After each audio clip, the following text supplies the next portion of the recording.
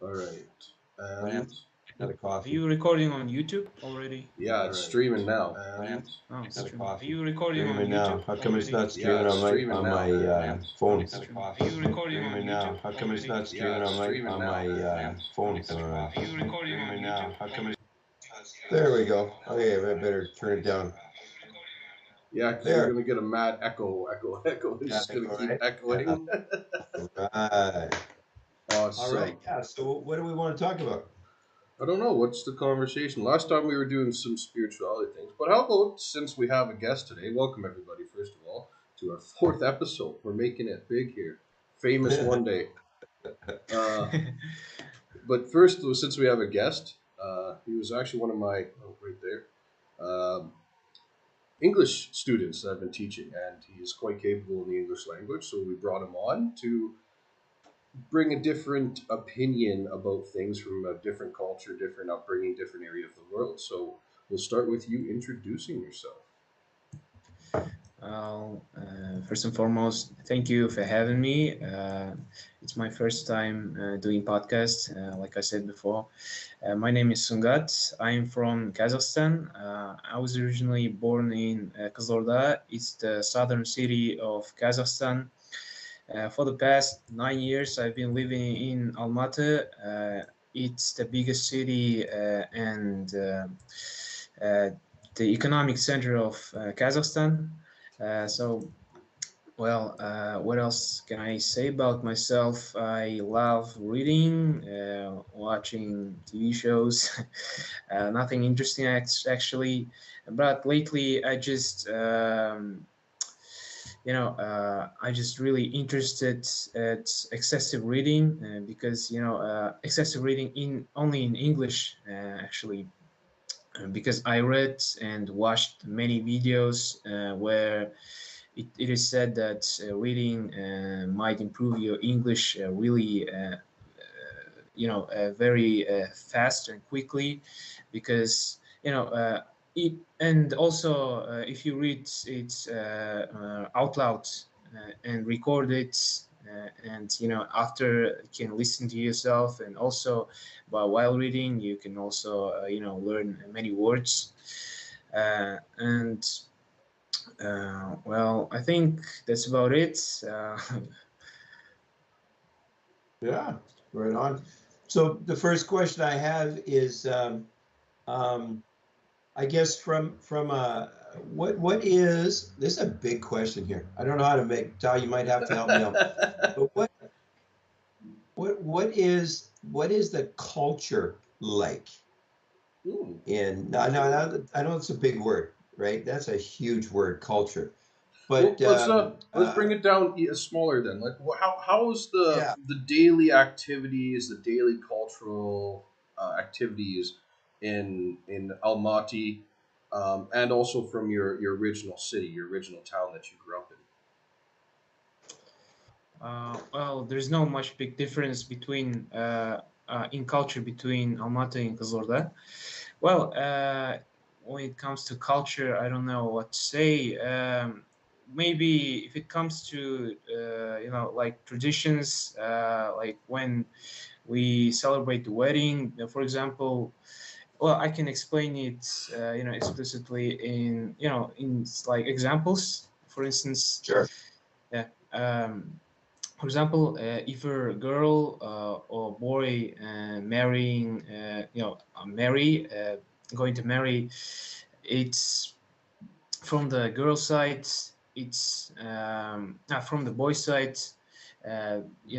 Boys' relatives and family should pay some money. It's called kalmal, in order to like formally buy the girl. Let's put it this way. Yeah, yeah, yeah. They buy money. I'm sorry. They pay the money that the girl's family uh, costed her or valued her, and in this way also they later exchanged like some gifts and. From the girl's side, the family should celebrate like their wedding. It's called Kız Zatu. It's like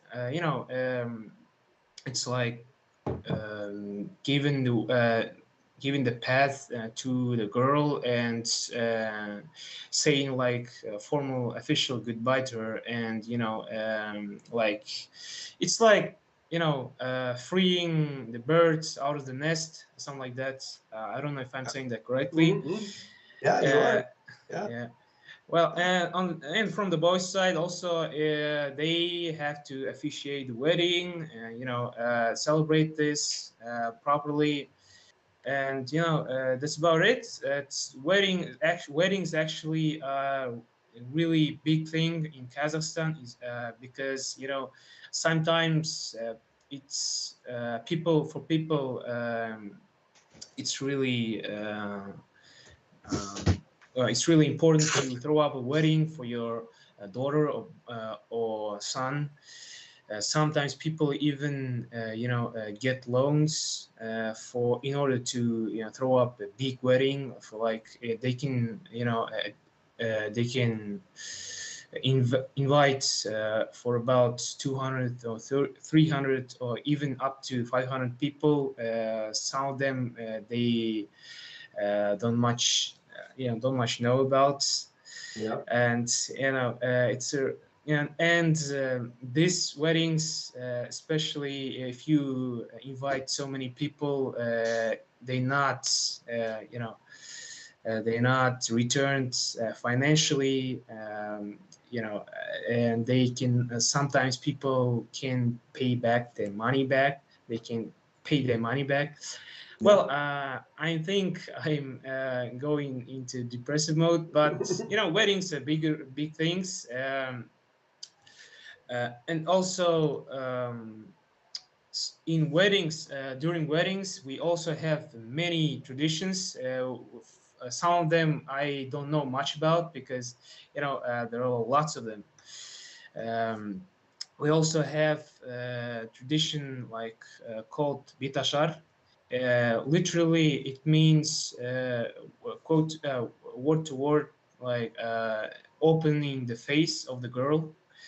We cover the face of the girl, the bride, and we officially open her face, and introducing her to the boys' side guests and relatives, and like introducing and greeting her and inviting her to the new family, and by this way, and also we pay her give her some money or gifts, something like that. And I don't know, there are many traditions.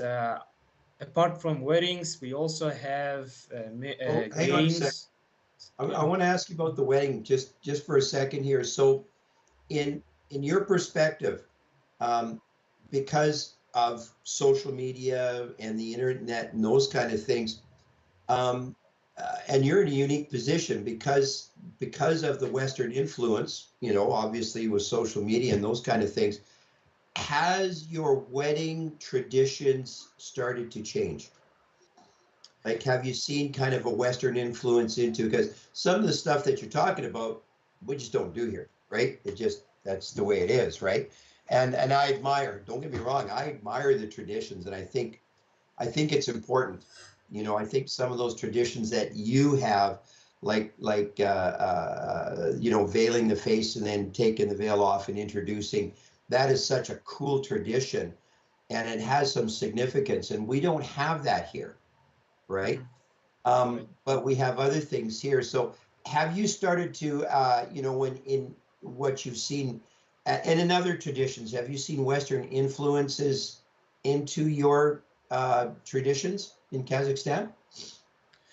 Well, myself personally, I've been to weddings where it hasn't much changed actually. Well, That's good. there are some, minor changes, but they're not big enough to call. Well, it's enough to say. I think when it comes to songs, maybe music, Yeah. we can borrow some Western songs like to dance or something like that. But I think we're keeping our traditions. Like I said, people really value these weddings. But I think lately, I think people that value these weddings and think that they are important are going extinct.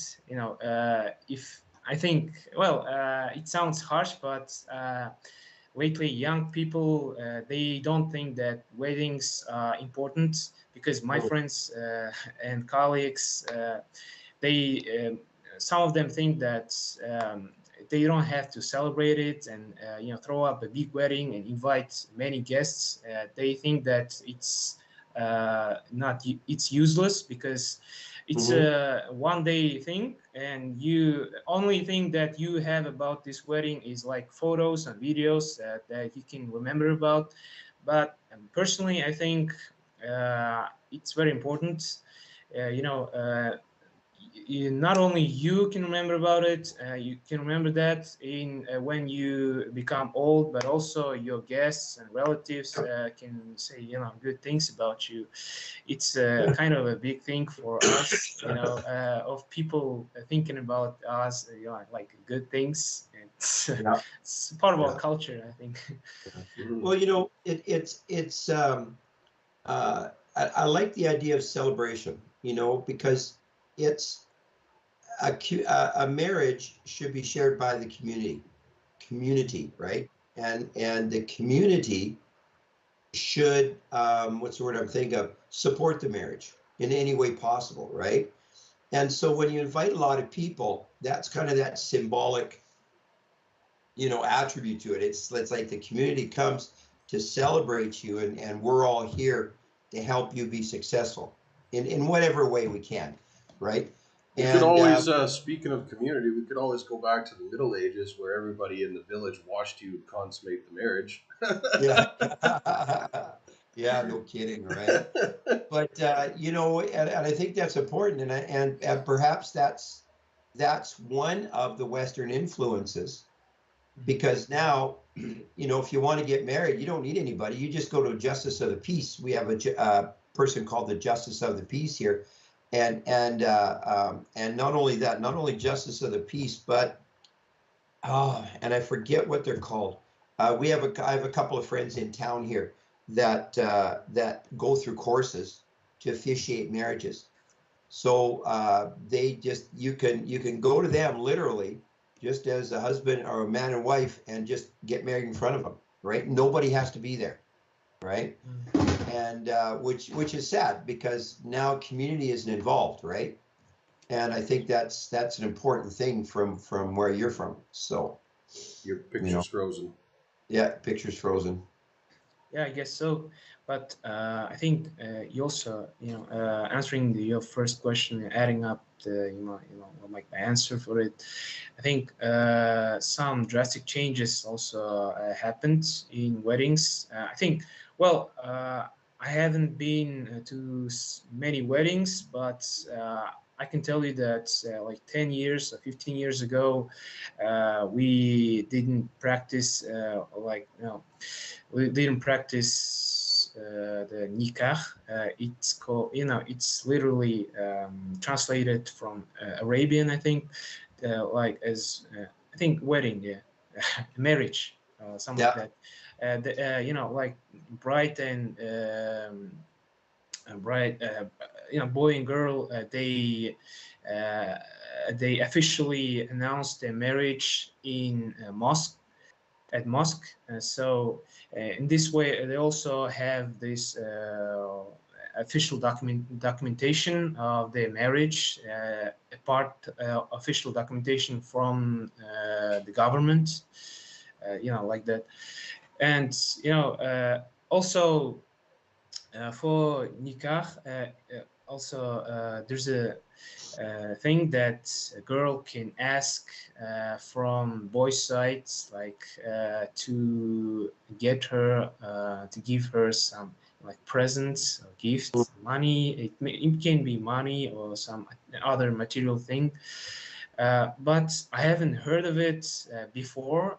No, I didn't hear about it before when my parents used to go like to weddings when I was a child, because people would throw up a wedding, would host a wedding only at restaurants, but this hasn't been practiced uh, uh, before.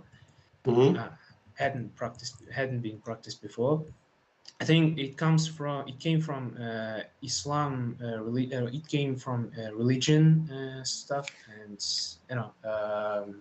and also lately in Kazakhstan, religion, in my opinion, have been becoming much popular than it used to be. Yeah. Also has influence on weddings and So I have a cultures. question for that. I know we've talked about this before in our lessons, but describe to us and Western people that probably don't even know that Kazakhstan exists, and they probably think you're from some Yeah. other True. planet. They True. Oh yeah, probably think that's you're true. an alien.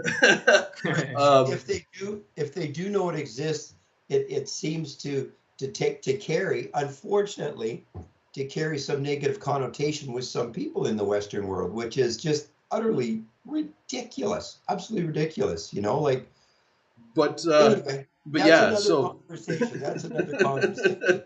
Holy but cow!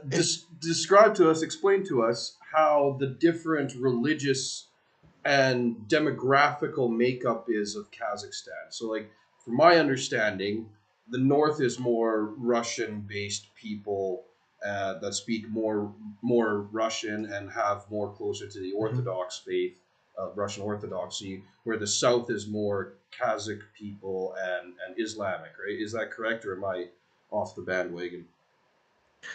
Yeah, actually, you're correct. Northern part of Kazakhstan are more Russian speakers because it's close to Russia and it's makes sense. And well, if I can split up the Kazakhstan by regions, northern part are much more comprised of Russian speakers, and southern part of there are a lot of Kazakh speakers, especially in my hometown. And 99%, I think, of the speakers are Kazakh people. Like also the Russian and Korean people. Some of them can speak Kazakh very good. Um, and Kazakh, also, yeah, Kazakh, Kazakh, Kazakh. Kaz, Ka- Oh, Kazakh. oh, mother tongue, Kazakh. So Kazakh. Okay, okay, Kazakh, Yeah. Kazakh, Kazakh. yeah. And also in Western Kazakhstan, in central Kazakhstan, people can speak really Kazakh well, but in Almaty, the city that I live in, I think a majority of people speak Russian, because Almaty, since the Soviet era, it has been a very popular city because many Russians and Ukrainians and all other different nationalities migrated to Almaty, and spread the influence, and also Kazakh language became got much weaker, I think, inf- influence in here. Russian speakers, some Russian speakers, they don't understand Kazakh entirely when it comes to language, but Yeah. I can understand it because education really sucks when it comes to learning Kazakh language. Uh, what can I say about religion? Religion, as you may know, religion was strictly prohibited in USSR. So it has been really, it's actually got really popular very recently. And my for example, older generation, they do not practice, some of them, they did not practice Islam, and at all. They may be Muslim, but they not pray like 5 times, and and follow the rules and all the rules and Mhm. traditions of religion. Um, so I think that's about it. But you know what, though, I don't think you're alone. You know, I think it's like Ty and I talked about how religions themselves, because as people come together, um, you know, over years, you know, we start to mix those religions, and you know, so maybe, you know, not praying 5 times a day is something that people are willing to give up, but their core values still stay the same. You know, we look at Christianity, and there's definitely, I mean, when you look at Orthodox Christianity versus Jewish Judaism, which is kind of a precursor to Christianity, versus you know, born again Christians and those kind, and on and on and on, and even as Ty and I talk about Christianity, you know, and how um, for example, you know, there's people that will follow what's that called, Ty? Scripturis. Sola Scriptura. Yeah, where they follow the scripture just word for word and letter for letter, right? And then there's people that follow the intent, you know, of the Bible. Like we So say, read between the lines, right? They read yeah, between read the between lines the of the lines. Bible, Yeah. right? So definitely, you know, there's going to be that mixing, which is really cool. Hey, I want to get back And then, to a question about the wedding. hold on. Before the wedding, I'm just gonna make a note on that.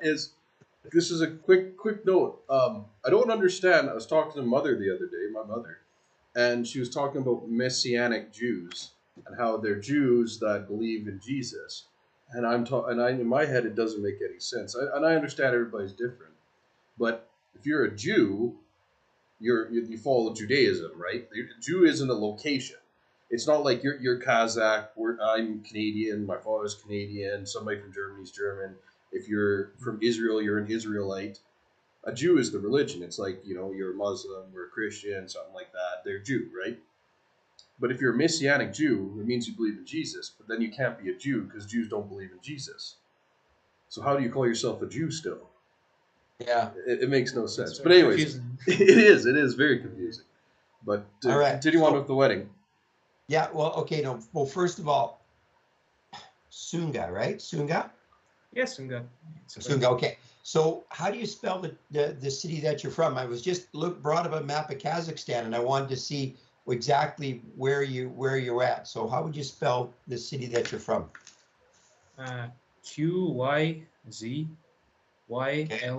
QYZYLORDA. Okay. So I'll look for that after I.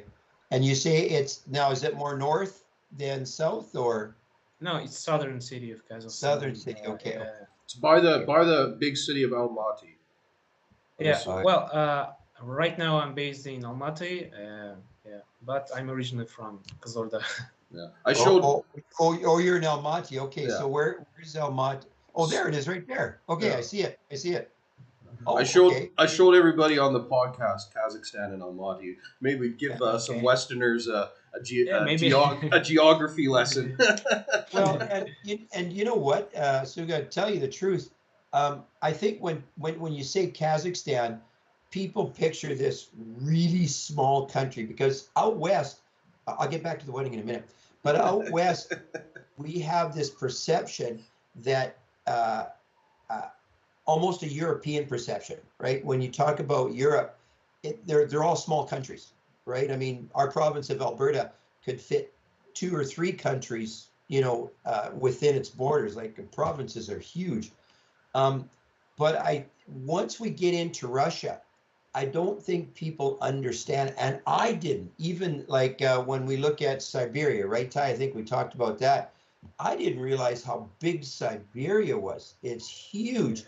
And looking at Kazakhstan, I knew it was big, but as I brought up the map, I went, "Whoa, it's a really big country. It's huge, you know." Big. And again, that's just a Western perception.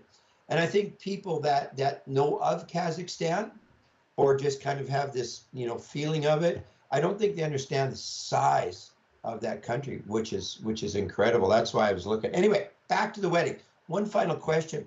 So I wanted, so in in tradition, the woman leaves her family and becomes a member of the husband's family. Is that kind of the way it is Yes, it is. in your tradition? See, and out west, that in our Western culture, that isn't the case, right? It's like the husband and the wife become members of both families, right? No. And so that was just interesting. It was cool to see. Anyway, Before we go, I have another question Right. about marriages Yeah. and Kazakhstan. So is first of all, go to the Kazakhstan thing. I don't think we've talked about this in our lessons yet. Is Kazakhstan more of a Muslim-based country or a Christian-based country when you get up to the governmental level, like the federal government level? Oh, it's definitely a Muslim-based country. Okay. Because moreover, population, much of the population, most of the population are Muslims, Kazakh, and also Muslim based nationalities. But and also we have many Orthodox Christian, churches. Mm. Also, yeah. So with marriages though, if it is on a federal basis, is the what is it, three wives allowed in Four Islam? wives. 4 wives. Is that allowed in Kazakhstan? Yeah, it is allowed actually. I read and I saw in the news that some people, some men can have like up to 3 wives, but in order to have 4 wives, many wives, you have to also afford that, and provide them the same way, and love them the same way, give all them the same attention, and let's say, well, the same way, Yeah. yeah. Mm. That makes a lot of sense. Yeah. Yeah. I was just If looking you at some don't, pictures. you cannot have. Yeah, no kidding, right? Mm-hmm. I was just looking at some pictures of the city, and man, it's a very Yeah. what's the word I'm thinking of? Green city. There's a lot of trees in the city. Well, yeah, there's a lot of trees in Almaty, especially Yeah. because in Soviet era, like city officials have invested a lot of money, and in how to say, now in building trees and making it green. So, Mhm. You can't say good things about Soviet era. You're not allowed. The Western world will blow up if you do that. you know, Yeah. it's very polluted city actually. It is, eh? Yeah, Yeah. it's very polluted city. If you can, climb high in mountains, you can see the fog that's, is located on top of the city. Or if you landing on the plane, you can see that clearly. And then the only thing that is saving Almaty are trees and rains. We have, it's very, how to say, it's very frequent rains. Mm, mm. The rain, yeah. Well, Now that's we good. don't have winds because of the mountains, and it doesn't clear up the polluted air because of it. Yeah, see, it's So, one of those geographical things where back in the day before pollution, it's a really good Yeah, place to settle because you got a lot of defense from the elements, right? yeah, yeah. Well, But because it's in the valley. Yeah. yeah, but nowadays it's like Tbilisi here in Georgia. Tbilisi is like in a little mountain crater, right? It's in a valley. So same thing as in Almaty. I find there's a lot of smog, especially when you like climb up to Narikala Castle and you look over the city. If it's a cool, especially if it's a cool low pressure. If it's a low pressure, right? That's when fog comes Yeah. down, right? Low pressure. Yeah.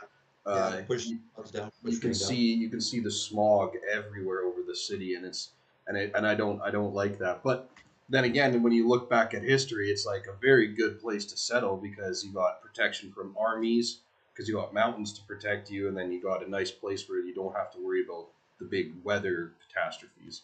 So Yeah. Yeah, it's Actually, as where. opposed to, sorry, No, go ahead, go ahead, go ahead. as opposed to Almaty, my hometown, Kazorda, it's much cleaner city, I guess, because we do not have any mountains. Instead of that, we have really windy weathers. We have like winds every day. It can speed of the speed of wind may get higher up high to like 15 or 20 meters per second. It's very usual for us. It's unusual for outsiders. And also because of the close location of Baikonur Cosmodrome, we have, it happens very frequently. Like Yeah, they can launch rockets. I heard that they launch rockets every 2 days, and because of it, also it harms our environment, and wind can may get also it can be dusty wind, and it's very yeah, harmful for our health. mm, yeah. So Hey, it's so it's here's a information. question for you. Controversial question, of course, mm, is the let's talk about what's the word, the green movement. You know, where now I don't know if you've been talking with Ty about that, but you know, we have the climate people who are saying that there's got global warming because of, you know, many different factors. Got to tell you right now, I'm not a global warming fan, because of other things, especially the science. But in your area, is there a push to this whole idea that there's global warming and we need to reduce the amount of cars in the road? I understand from a pollution point of view. Don't get me wrong. I understand from a pollution point of view that reduction of, poisonous gases in the air is important. But is there a big movement in that direction, like to reduce the dependence on fossil fuels, on gas and oil and those kind of things? Or do they really care? No, no, there's No. not actually. In fact, we're very dependent on oil and gas because it contains majority of our economy. If gas or oil prices, get lower, our economy may get weaker, very weaker. We're very dependent on it, and whether yeah. Well, we have many environmental problems. Some people, want to raise awareness about it. Also, in Almaty, it's a big thing. I think, not many people don't talk about it, but like some very mayors and our former mayor, he wanted to entirely change our transportation system. He wanted to, replace the cars to bicycles and something like that. It seemed really a crazy idea at first, but he in fact built entire city of bikes, and the roads. They rebuilt the system. I don't think, but I'm not saying that it's totally changed our transportation system, and we don't have less traffic jams. But in my opinion, in order to get much cleaner city, I think government or officials should improve the transportation system, and then people can get into bus instead of the car. Yeah, yeah, It's- yeah. No, no, yeah, for sure. Oh, and you're right. It's like Ty and I have always talked about. You know, it's a balance. There's nothing wrong with creating bike paths, where if people really, I mean, in Calgary, especially down another major city in Alberta, but it's southern Alberta, um, they have bike paths, and their winters tend to be a little bit milder than Edmonton, and they have people that will bike all. In fact, we have friends of ours that he would bike to work every day, and there was a couple of times where he'd miss only a week, like 7 days, because of the weather, but he'd bike to work through the wintertime, and that was good, and he would, and it would take him a half an hour, 40 minutes to bike to work and bike home, and he really enjoyed that, but there's that balance, because then there's the people that don't want to bike to work, they'll take public transport. Then there's the people that carpool, and then there's the people that just want to take their own vehicle, right? Yeah. So yeah, there's definitely a balance. There's definitely a balance in that. So It's it's like good I to always see. say, Yeah. I'm all for cleaning up the oceans, throwing, getting rid of plastics, saving the trees, not cutting down trees unless you absolutely have to, things like that. I'm all for that. But when it comes to saying like, oh, this smokestack is gonna end the world, I'm like, I don't really think so. Now I do, Yeah. like I said, I do agree from the pollution side of things. If you're sitting there breathing it in all day, right, then 100% you need to change it. But on the whole global scale, I do think pollution and car exhaust and all that can be very damaging um, locally, not so much to the environment, but more so to us, right? Um, However, on a global scale, I don't think it's that Yeah. dangerous, especially carbon. Um, but Yeah. Well, I totally agree with you. Yeah, also keeping it clean. Maybe yeah, cities our cities should, borrow this idea from Turkey or Korea, because one of my colleague, he recently traveled to Seoul, the capital city of Korea. He said that it's a very clean city, and if even if you look at your feet, it's very clean. There's no dust in it. As compared to Almaty, because if you come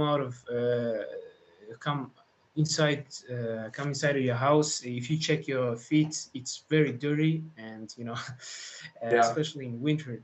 And because I heard that in Seoul or Istanbul, maybe in your cities, they clean the city with soap and water every day. I think it's every day, but we don't have that here. I think, well, I'm a little out of subject here, but it's also the part of the environmental problems, if you agree with me. Mhm. Well, I think in order to change to reduce the pollution, and get rid of plastic, we have to start really small, with Yep. very small and and little by little this process can be really big and useful in the future. mhm. No, I agree. I think that's the whole point. Like, if I could, it's a little bit difficult where you are, because I don't trust my building's water where I live. So I buy water, but you can only buy it in plastic. If I could though, I would only drink water out of the tap if I knew what the piping was and I trusted. But like I said, I don't necessarily know if this building's good for drinking out of the tap. But I agree. Like, try not to use plastics, renewables. Um, Milk. I think milk should go back to being delivered. Not only does that reduce plastic, but that Mhm. also Creates jobs. yeah, it creates jobs. The guy actually has to drive the milk. you Yeah. know Yeah. so it's one of those things that it creates jobs, less automation, more work, and I think people would be healthier too if we just drank it raw. That's a whole nother story. But yeah, this whole plastics coming out of the milk industry, like it's one of the biggest ones. Then everything is wrapped in some type of plastic nowadays. Like you get, your food is wrapped in plastic. You buy a box, and instead of just having the box with a little tag to stop it from opening, the box is wrapped in plastic. Like it's everywhere. So It's crazy. So, what do they do then, Sugate, with the with the garbage? Do you guys have like in Canada or in Alberta anyway, and I think across Canada we have garbage dumps. Oh, sorry, they're called landfill sites, and where what they'll do is they'll line the site. They'll dig it down, and they usually line the site depending on the water table with a clay so that there's no seepage into the water table. And then we just haul the garbage out to these places and just dump them, and then we cover them with soil. And do you guys have the same thing? Like, do you guys have garbage dumps or and then of course recycling as well too, right? We have some a huge recycling plant in Edmonton as well too. What do you guys do with all your waste? Well, we also unfortunately have garbage dumps. We don't, no, recycling is not fully highly developed in our country, unfortunately. Yeah, we also do have huge garbage dumps that is located outside of the city, but near that location, near that garbage dumps, may be located some like small village or like little town, Yeah. people of which may suffer because on the news we occasionally see that people like suffer and complain about uh, bad bad smell of the garbage, and Yeah. also on top of that, people also burn the garbage, which is really crazy because when I'm on in my hometown, some of my neighbors they may burn also plastic, which Yeah. smells extra crazy and Yeah. really bad. Yeah. Yeah. Yeah. And it pollutes the air very much. And unfortunately, recycling is not a big thing in here, but we do have some recycling dumpsters. Uh, I was really amazed when I saw when I traveled to Tbilisi because I didn't find any dumpsters in Tbilisi because they all have like recycling dumpsters. Yeah. Oh, really? Yeah. Yeah. Yeah, yeah, So so are they moving that direction? Like, do you find that they're starting to move slowly, that very slowly, eh? slowly. Yeah. Yeah, Yeah. Yeah. Yeah. Yeah. Yeah. For sure. I have a change of topic a little bit. Um, sure. I have a question. What is the old people's view, the elderly population's view of the Western world compared to the young people's view of the Western world? Well, it's a very good question, actually.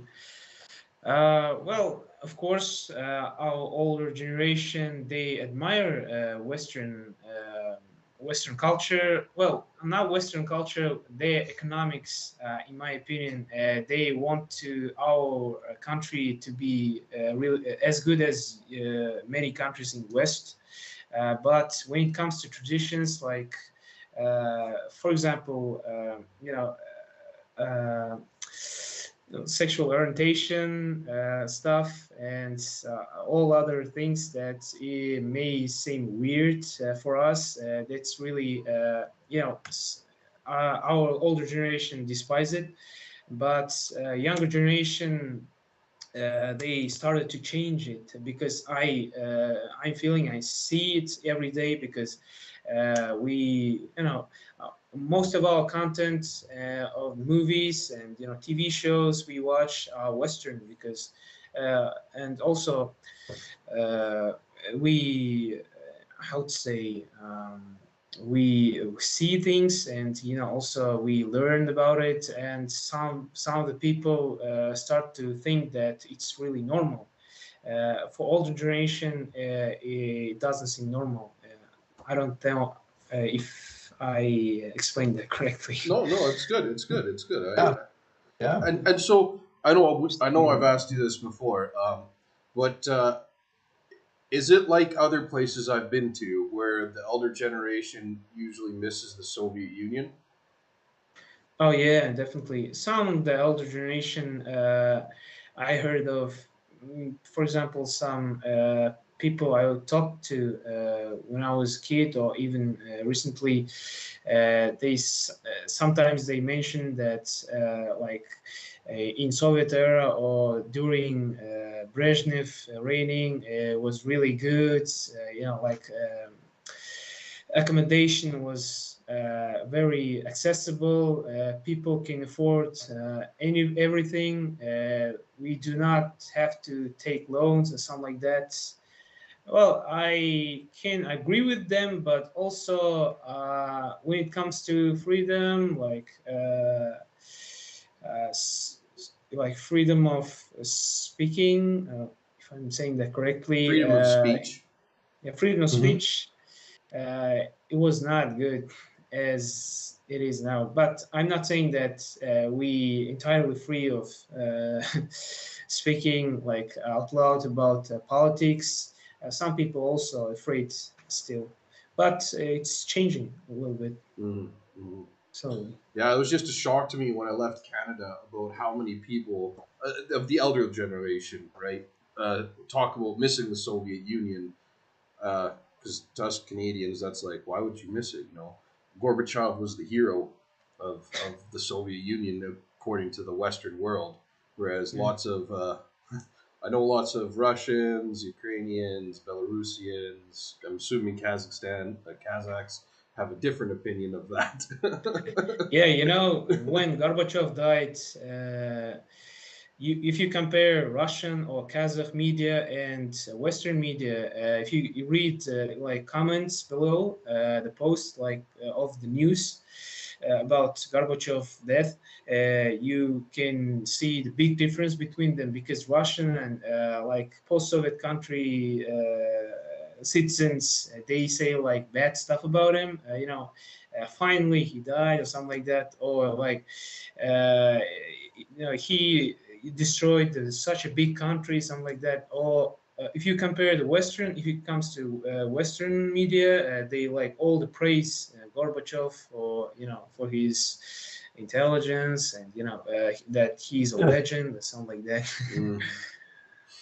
yeah, yeah, yeah, and it's quite different because now the West is saying how Putin is the evil one now, and how he's destroying Russia, and yet that's because they've censored so much of what's really going on, and yet when you look at the people now in Russia and around Kazakhstan and around those, he's actually doing well.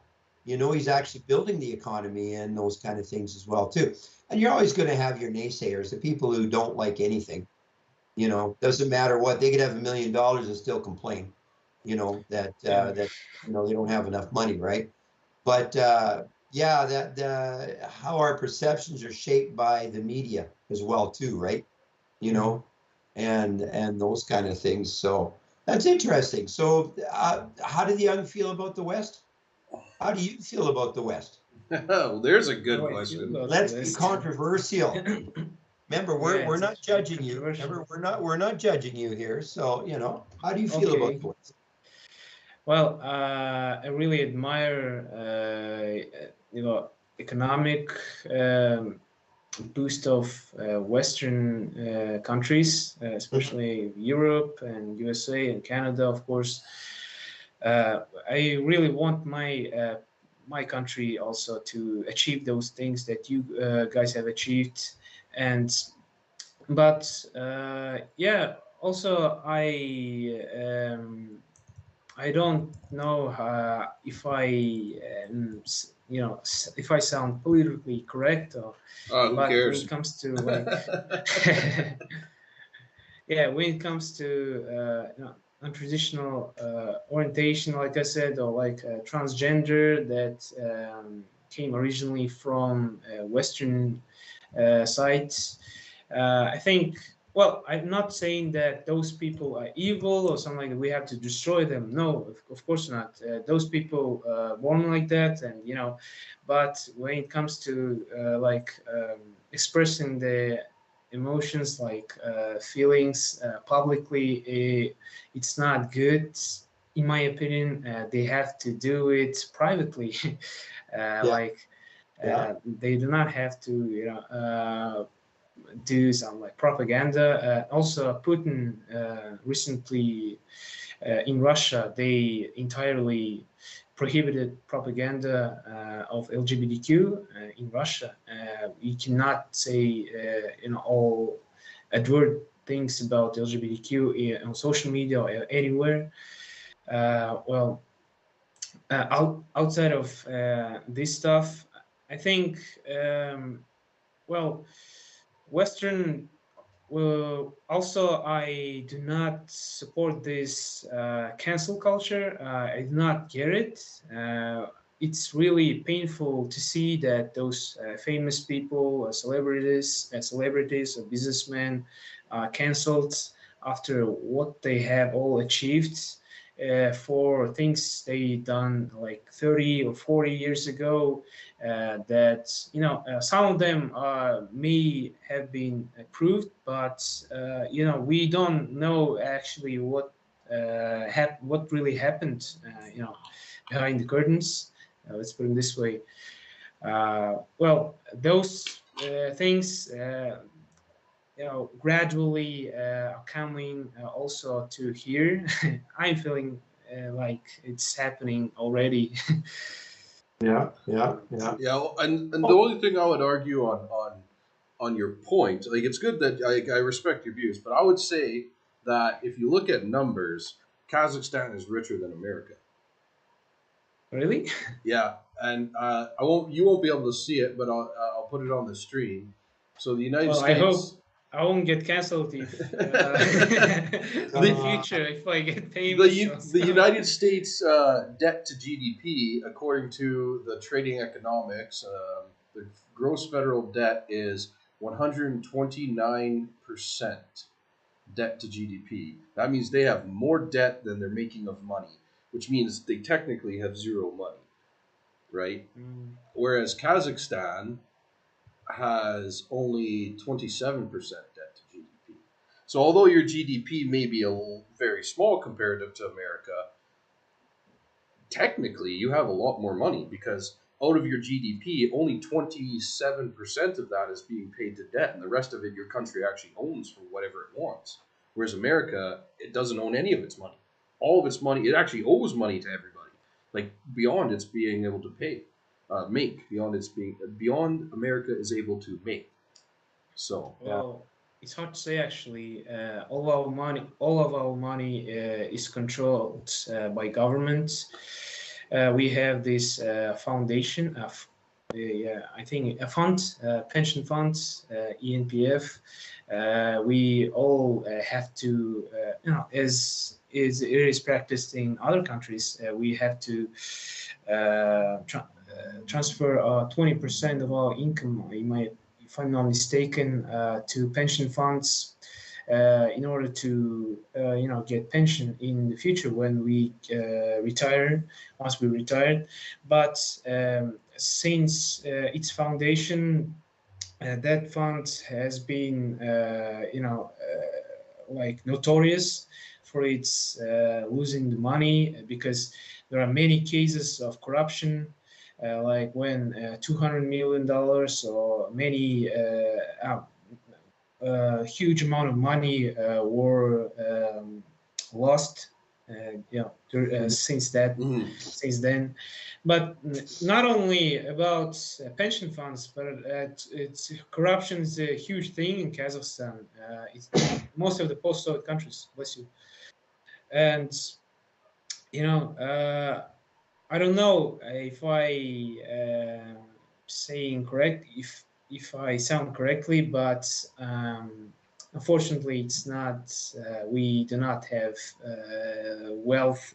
When it comes to people, Mm, it's a huge. There's a huge gap between rich and poor people mm. in Kazakhstan. Oh, absolutely. I'm not trying to say like America's a poor country. Kazakhstan's like Yeah, yeah, I the know. rich It's king. I'm just of course. just making the argument because people often forget that America and the West runs a debt-based economy, whereas most of the other countries in the East that they don't run a debt-based economy, right? And so How that's much?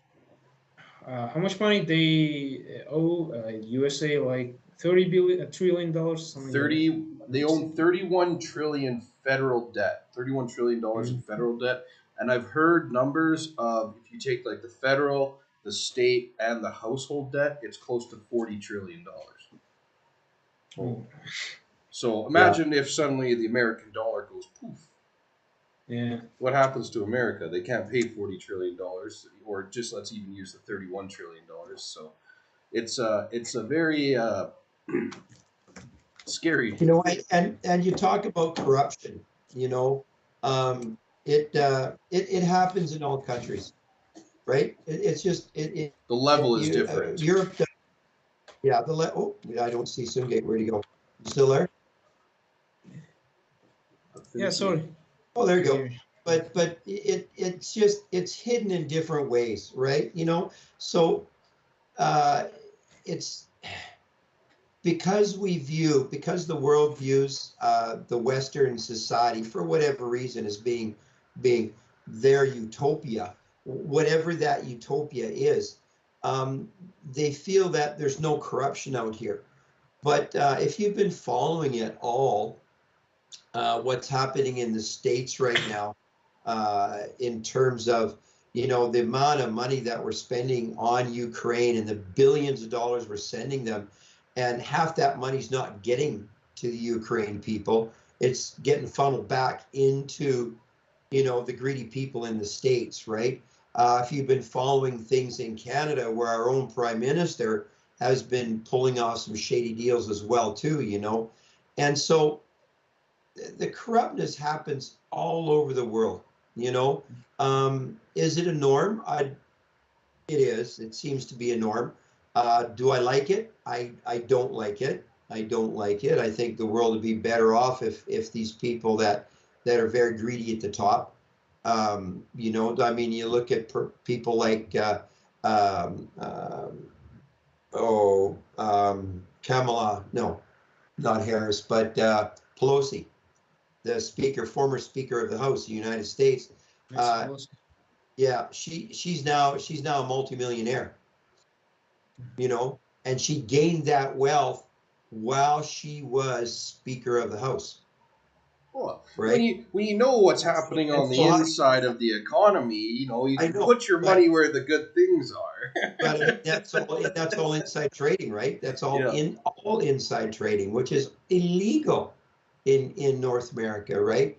And so, again, you Well, can't prove this, and nobody's going to do a deep dive into this to figure out, if she's right or wrong. Who knows? They might, but again, it, yeah, the whole idea of corruption is well, just if rampant around the if I had world. to say if I had to say something about corruption, so like one of my friends from Bulgaria was talking about this, and um, Bulgaria was an interesting place to live in. Side note, I when I was living there, it was one of the only countries where the older people liked the European Union and America, and the younger people were more in tune with wanting to be like a free their own Bulgaria and anti-American, which is strange because most countries it's the other way around. The old people want the old ways back, and the young people want American ways. But I was talking to one of my friends there, and she's talking about the corruption difference in America versus Bulgaria, and she says in Bulgaria they just straight up take the money, and I'm assuming that's like the same thing that happens in Kazakhstan is the politicians will just straight up take the money out of the retirement funds, or they'll just take the money and then they act like, oh no, we didn't take the money, and when everybody knows they just straight up took the money. Whereas the corruption in America is more sly, where like Nancy Pelosi, she used her contacts and her influence to put her money into stocks to then grow the stocks, which is all illegal. You can't insider trade, and you can't push, you can't run your own stocks. So if you're a person of influence and you're invested in some green company, you can't start saying using your influence to bump the green energy, that energy stock. That's also illegal. You're not allowed to use fame to bump a stock to make more money. That's not Yeah. allowed, right? So, Purposefully. Obviously, it can happen. Like when Elon Musk says something when Bitcoin dropped, it wasn't because Musk was purposefully doing that. It has to have the intent of raising the stock price for it to be illegal, right? Yeah, And so lobbying is big thing in America, yeah, right? yeah, exactly. And so the corruption is different, but it still exists, right? And it's yeah, still very big. Where America gets away with it on the global scale is they have the American dollar and then the American military, right? So they can kind of get away with it for now, all right. But all bad guys that get their up and comings eventually. So karma, you know, there's yeah. a saying. There's a saying in English: "Karma's a bitch." So Yeah. Karma's a Anyway, bitch. guys, it's 10:30. I got to get going. yeah, it's been an hour. So we'll take a little 5 minute break here Okay. and 5-10 minute Pleasure break. meeting you, Scott. I hope we talk again. I really do. Likewise. Yeah. Thank you. It's awesome, and I want to learn. I want to understand and learn more about your area and your point of view. I think it's awesome. It's awesome. So So we do will. I. I also Yeah. want to know about No, the and culture. thank you very much. And we'll talk again. Okay. Okay. All right. Hey guys. So See everybody ya. will be back in 10 minutes.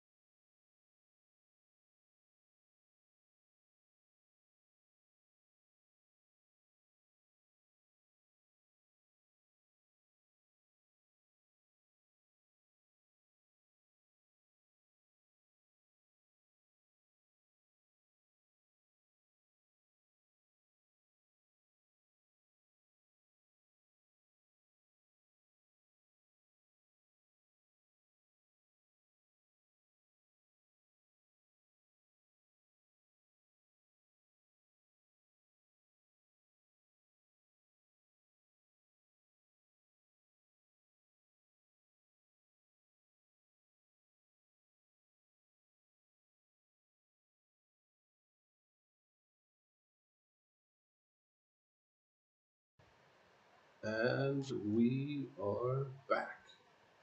Hello, everybody. All one person watching. One person.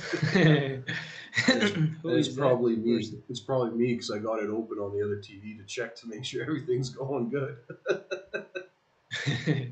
So, hello, me. How's it going? Oh, it's going quite good. Is it Awesome. still that channel, Fathers and Son podcast? Yeah, father son talk. Yep. Maybe I also should Hey, open that. yeah, interactions work. The more people watching, the more it gets. YouTube goes, oh, maybe this is interesting, right? Yeah, So, right. yeah, but it also gets recorded, and then so people can watch it later. I know it's scary. Watch it. You can share it with all your friends. Yeah, maybe. Also, it remains in internet forever. It stays Yeah, internet forever. Internet forever. yeah. So everybody's gonna know how you think. Yeah, I hope that people don't won't judge me and won't cancel me for my thoughts in the future. Well, you know I'm just kidding. the beauty of the world is that most of the world is outside of the West. Like 70% of the world is outside of the West, and so most of the world doesn't believe in the canceling like the West does. So worst comes to Okay. worst, you just go to a different website. They have like what Rumble, RooTube. There's many other platforms. Okay. But yeah, so I want to get going on some more questions about Kazakhstan, and let's Mhm. have some lightness right now. Let's make it fun. How are the women there? What about because well, you know before I'll preference this. So and you know how there's a lot of issues with America and promiscuity and whores. Just a lot of whores. Like, sorry, we can't say that we're on YouTube. What is it? Hoes, 304ers, whatever they're called. People that have a lot of partners and they don't like it, and so there's a whole new wave going through. I've seen on YouTube and Rumble and the Western social media. They're called passport bros, right? And it's where guys get a passport and save up a lot of money to go to another country like Romania, Bulgaria, Kazakhstan to get or Thailand, wherever, right? Some other country that's more traditional to get a wife, or I guess in Kazakhstan four. Um, so, how are the women in your opinion in Kazakhstan for all the passport bros if they ever watch this? Well, women are in Kazakhstan very beautiful, kind, educated, and very well raised, in my opinion. Most of the women, well, um, sorry, I keep forgetting the words. Well, at least the women that I met and I know, all of them really are really great, in my opinion. I don't know, this thing that you described, passport bureau. Yeah, you said. Mm-hmm. Yeah, well, I'm not saying that all the women here in Kazakhstan are all, very good, but you may meet some people or women that you described, also here. Mm-hmm. They all live everywhere, all around the world, in my opinion. Oh yeah. People are very different. You may meet a lot of different people, but in here, we if we look for a woman, we most of the men also look about upbringing, their family. If the girl is from a good family, we think that she is a very good and may be a very, a very good future, very may become a very good wife and mother to our children. So we also look up those things. And what else? We also really highly value education. And well, lately it's been the case, because before, I think women more for housewives, like Hmm. who has to look after children, clean the house, or cook, don't quit the kitchen, something like that, Hmm. on the stove. Hmm. I don't agree with it. I also think that women should, how to say, should uh, should also do other things too, that she likes, that Hmm. they like. Also, they have to work if they like, or do other activities. Hmm. And yeah, I don't want my future wife also just to get stuck in the house and just look after our children or future children, and or standing on this, beside the stove oven. And I just want her to, also to live her own life, like she wants to. But I also want to, we I'm sure that we can get into some kind of agreement and set some limits, something like that. Mm. If you know what I'm saying. No, absolutely, absolutely. Yeah. Funny thing is, well, joke. Before I get to that, here's a joke for you. Why do why do men never renovate the kitchen? Why? Because that's where the women are. That's where the women always are. So, um, yeah, no, it's every different strokes for different folks, right? Everybody has their own preference, and I do believe that in base biology, and I think base biology naturally tends to make it somewhat leads us towards our attraction and what we want. And I also think culture and spiritual have a big influence on that as well. But yeah, everybody has their own different opinions, and I think yeah, you got to find the partner that's right for you, right? You got to find someone that's gonna match you, right? Yeah. Um, for men, that's a little bit easier than it is for women. Um, we're lucky in that way. We get to find the easier thing. We're unlucky in other areas of life, but we're lucky when it comes to relationships, right? Women are the key to sexual intercourse, and men are the key to relationships, right? So we have the benefit of finding that. For me, I want my wife to be at home cooking, cleaning, doing all that stuff. Wives, however many I can get, again. But I have to be able to, and I agree with what like the Muslim law is. You have to be able to afford it, right? Not only with the money and the resources, but with your time and love as well. So, um, but I do think that a woman should be at home because I think that's important for the children. And also, I'd rather have me slave away all day at work and then come home and just relax with my family than have my wife slave away all day and me slave away all day and then come home and have to keep working and slaving at home. So, but Yeah. that's just But me, right? So, yeah, yeah, of course, I agree with you. Men should provide, and women have to, do all this home stuff, and spend those money that we earn. yeah. But I just don't understand those. I don't. I'm not saying that I don't understand. I just don't want to be the kind of man who just work and lay in beds every day watching TV after coming from work. Mm, We also have to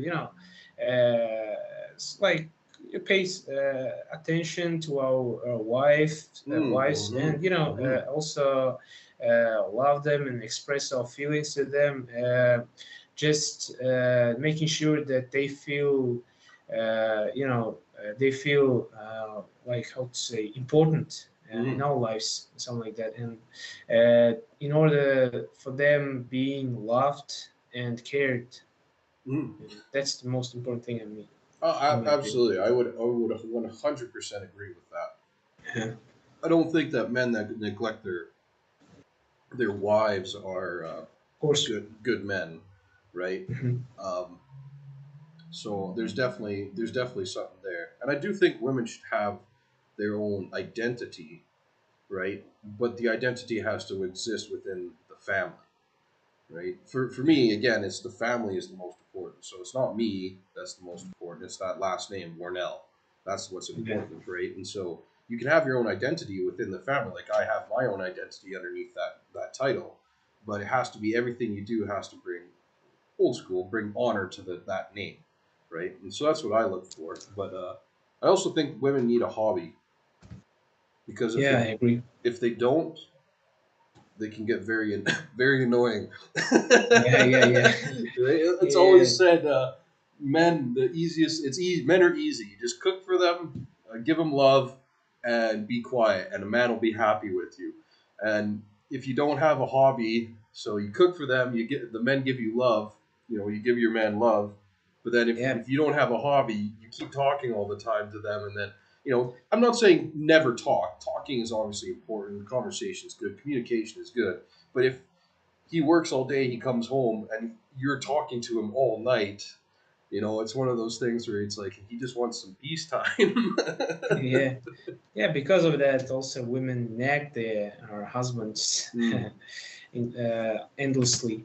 mhm, But when they do not match up the expectations, when husbands don't match up the expectations of their wives, it's kind of understandable, in my opinion. mhm, Why do they have to, do all this stuff when men just don't provide those things like money or other things, don't feed absolutely. the family, and we all have to do we all have some our responsibilities, and we all have always have to work in order to achieve those things. Hmm, hmm. You know what I'm saying? Oh, absolutely, absolutely. And how are the divorce laws in Kazakhstan? Are they like America, where there's no fault divorce and all this crazy stuff that benefits the women? Pretty much, if in America, if you divorce, uh, pretty much the woman gets everything or half guaranteed half of everything and will win custody. It's just it doesn't happen all the time, but like 90+% of the time, the women get the benefit of the divorce. And now they have no fault divorce, which means a woman can sleep around and cheat and then go and get divorce, go Hmm. get a divorce from her husband, even though she was the one making the mistake, doing the wrong. So how is that in Kazakhstan? Well, divorce rate is really high in Kazakhstan. I think, especially in Almaty, I guess. I don't know how a couple split or share their property between them after divorce.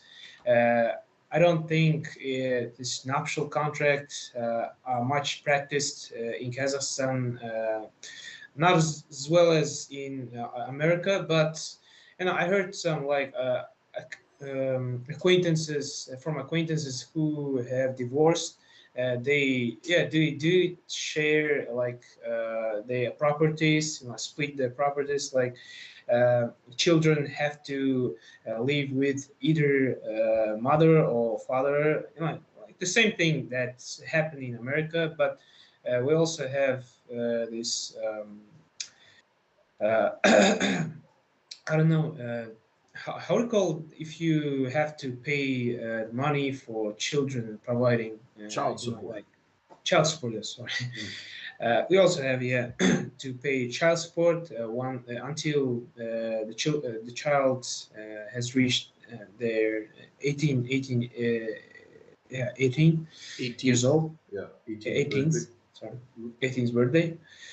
Uh, and the divorce rate is really high because a friend of mine, older friend of mine, he once mentioned that this Almaty, especially lately in Kazakhstan, there's a huge amount of There's a huge amount of seduction. I think, yeah, seduction. Mm. Like, temptation. Sorry, there's a Mm. huge amount of temptation. Because men are men. We are natural. We're attracted to every woman. Yeah, yeah. We all of us want to, you know, you know what I'm saying, right? And because of that, not only men, also women cause those divorces. Because of that, divorce rate is high. But there are other also uh, reasons of divorce. So yeah. Mm. Yeah, it's interesting when you look at biology, right? Men are men. They don't care. They just want to go spread seed, right? And that's a biological thing, right? We're capable of doing that. To like I've said a few times on my other channel, my YouTube channel and videos, men can get a woman pregnant once a day, every day for their entire life, right? They could just go. Yeah. Women can't do that. However, the reason why women usually trade up is because they find somebody of higher status, right? So, think of caveman days, right? You have club, and I come in with a bigger club, and I hit you with my bigger club. The woman says, "Oh, Yeah. I'm going with this guy with the bigger club," right? And so Right. the whole argument you see, oh, men cheat, women cheat, oh, you cheated, blah blah blah blah. It does. I think it does happen quite frequently between both sexes. I think it's almost probably the same percentage between both sexes, Oh, yeah, but I I understand. but it's different reasons, right? Yeah. Men just go and cheat because they want to. Just it's just the biology, right? Men see another woman and they're just like, "Ooh, gotta go." Women, though, on the other hand, they want to trade up. They want to find something more, which is, you know, why there's a few sayings in older like religions and historical contexts where men don't cheat with sex; they cheat with resources. So if you don't marry another woman, right? If you have your wife and then you don't marry another woman, but you're paying for her apartment, you're paying for her car, right? Like you have a girlfriend that's on the side, that's sharing your resources that are meant for your wife and your family. So that's a bad thing, and that's what cheating is, and that's a call for divorce. Whereas, but sex isn't. You could go and have sex with that woman, and it's not considered cheating, right? Whereas it's the other way around with women. With women, they work a job, they can give their money to whoever they want, and it's no problem. But if women go and have sex with other men, then it's cheating. And so you can see that reflected in ancient religions and ancient cultures, and with their laws and the way their languages develop and things like that. So Yeah. Yeah. Also, recently, I saw some podcast when two couple, you know, expressing their opinion about relationships, and they practice open relationship. Uh, yeah, which means, yeah, they can have sexual intercourses with other people, like Mhm. that. And it's really crazy. Even if they married, they can have different partners, and that's how do you think? What do you think about it? I think that Sorry. I think that man's a cuck. uh, and it goes back. This is another reason why men don't share. Is so women share. I think I've told you this before. I think we've talked about this, but women share are okay sharing men more okay. Not every woman. Again, everybody's different, but in general, women are more okay sharing men because they throughout history they've done it. It's all about that status, right? Again, if I have the biggest club, I have the highest chance of protecting you, right? So the women will flock to me, and women are okay sharing the man because they're guaranteed safety, they're guaranteed food, right? And so that was kind of the reason why women are okay sharing men. However, men can't guarantee paternity. Women can, right? When they're pregnant and they have the child, it's 100% their child. There's no doubt about it.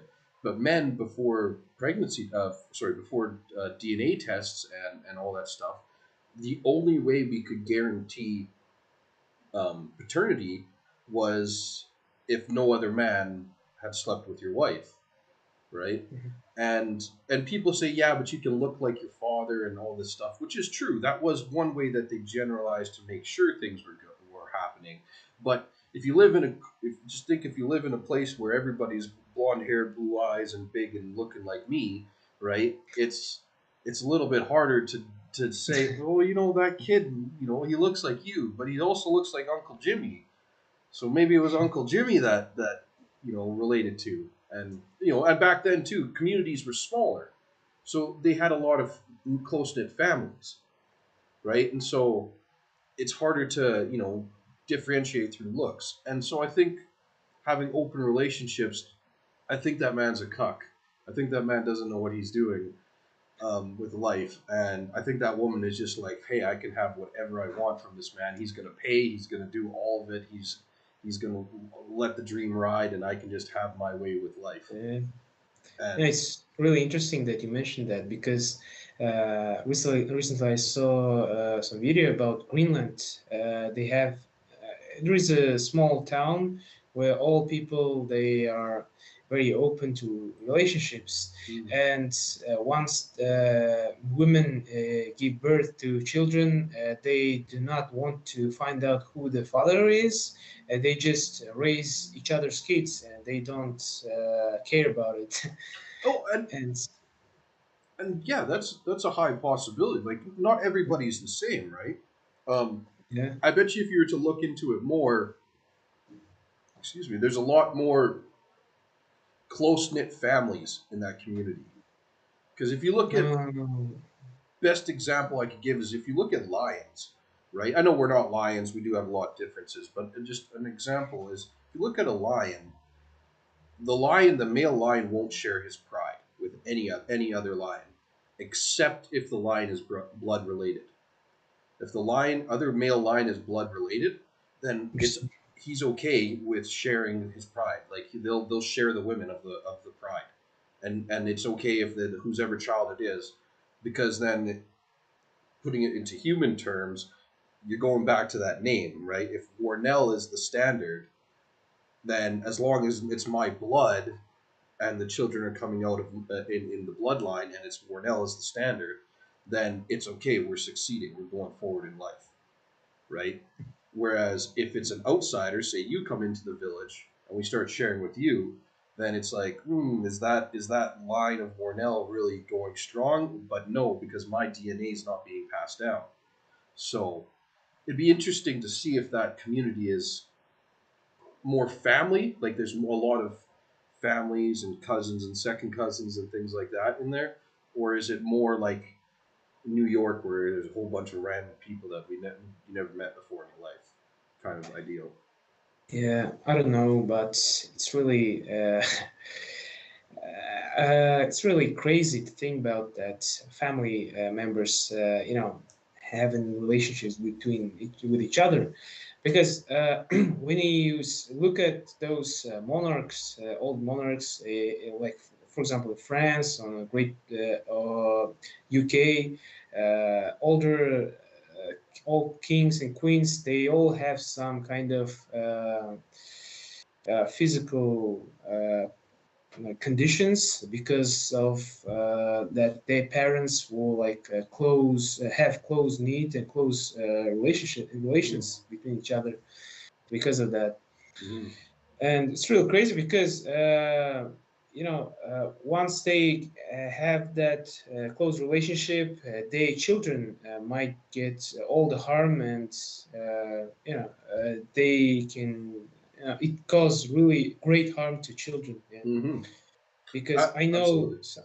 yeah, because I know some people that have some same type of blood. I think I don't same type of DNA, and Mm-hmm. because of that, many of their children are not not healthy. You Mm. know, I don't know how to put it, but they have some kind of psychological conditions, Mm-hmm. unfortunately. Yeah. Mm-hmm. Yeah, and that's the thing.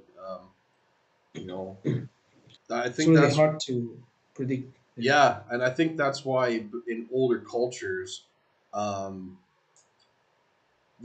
it's called child exposing, and it's Mm. not what you think, and everybody watching, it's not what you think. It's you're not literally showing a naked child or give showing yourself naked to a child. Child exposing is actually child exposure. It was actually when they left the children out in the wilderness, right? So they'd expose the child to the elements to be killed, right? And I Mhm. think that's why that was so prominent in a lot of ancient cultures and ancient religions, is because there was a lot of inbreeding, and so Indeed. if you don't have a strong baby, if your baby's not good, you left it out to the wilderness to die, right? There was more religious aspects in it too. Like they weren't heartless monsters. The way they believed in their religions made it for them acceptable. I don't know if it was because the child exposure came first and then they revolved their religion into it, or if the religion was first and then the child exposure came after. I don't know, but yeah, it's definitely inbreeding is not the best. Um, Yeah. Although crazy fact, in Canada and all Europe, you can still marry your first cousin. First cousin. Yeah. Because here in Kazakhstan, you cannot marry your relative who is like, I don't know how to explain this. Mm-mm. There has to be like a difference to up to like seven of your I don't know, like seven of your ancestors or something like that. 7 generations back. Yes, seven generations. Yes, Mm. sorry. Uh, if you have like this close relationship, you cannot marry each other. With Mm. I don't know. Yeah, it's That's explainable. Yeah, no, it's understandable. Yeah, if you go Yeah, 7 generations back, that yeah, then you can, if they branch out there, then you can go. It's yeah, fine. yeah.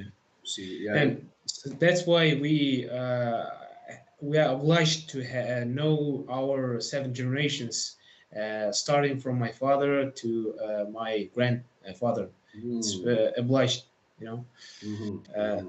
and also there is a proverb who doesn't know his seven generations is like is idiot some kind. Mm. Yeah, Well, if you don't know your family's past, it's hard to see what you've done, yeah, right? exactly. So, My father is very fond of our, family history, mm, because he's the one who kind of builds this, sorry, forgetting the word. Oh, tapestry of our family. Tapestry or tapestry, tapestry? yeah, Yeah, tapestry yeah, of your family.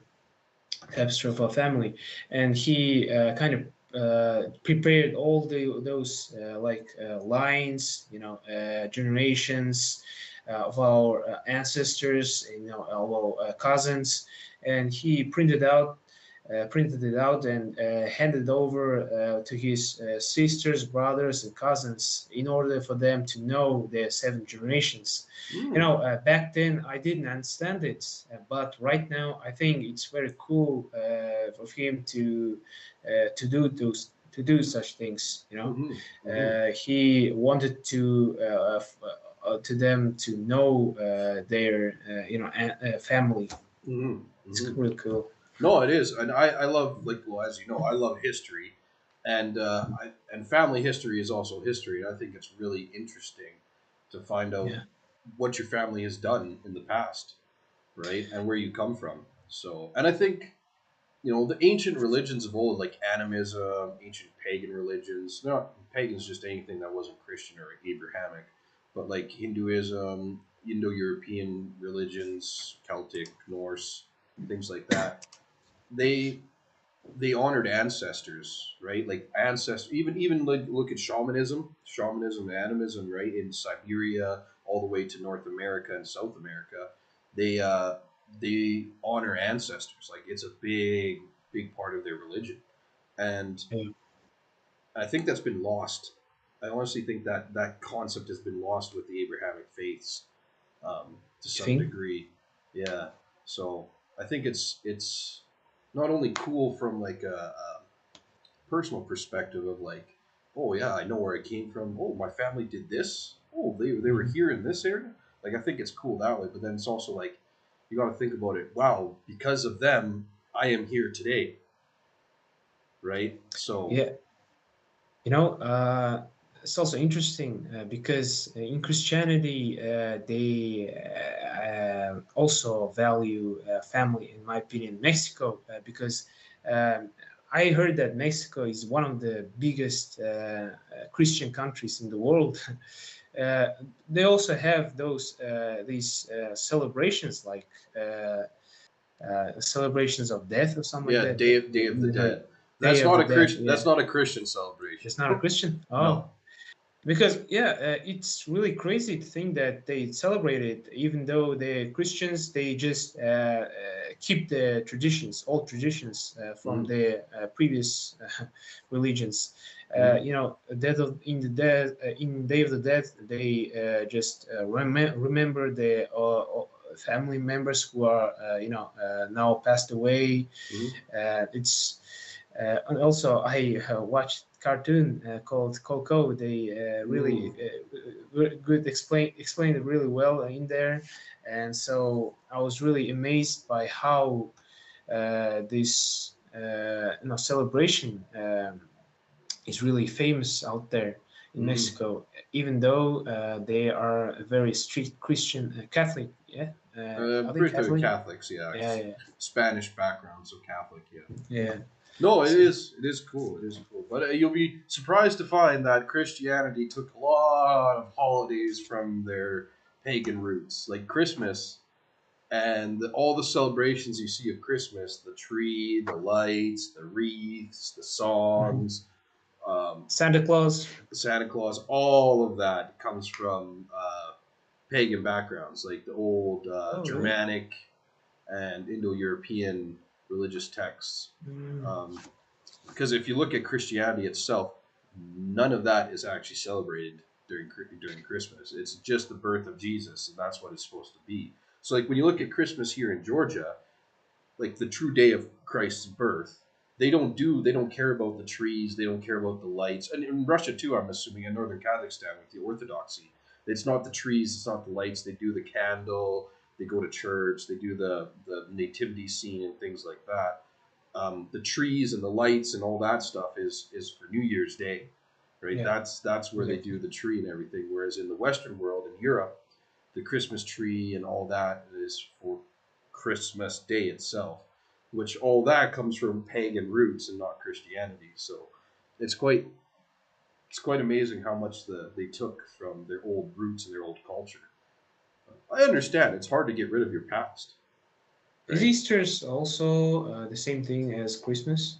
Easter Really? is the so Good Friday and Easter Sunday are not. So Good Friday is when Jesus died, and Easter Monday is when he or Easter Sunday is when he rose from the grave, right? Oh, I see. According to Christian faith.